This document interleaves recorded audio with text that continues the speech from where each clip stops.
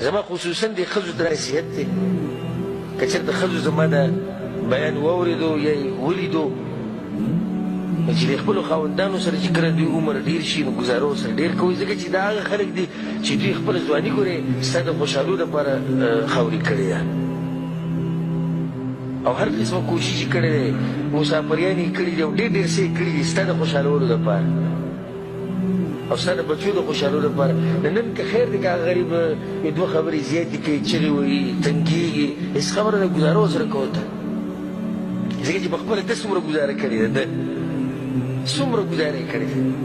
او د هغه سړي ته پته چې هغه په خپله دا تجربه کړي موږ خپل ځای نه زه چې کور ته ورشم بل اوس مې دې خبرې ته سوچ کوم کور کې ناست وم کتاب مې کتو مکتبه کې ښه مکتبه کې مې کتاب کتلو دا یو ماشوم را سره په غېږ کېناست دوه د اوږو ته مې ختې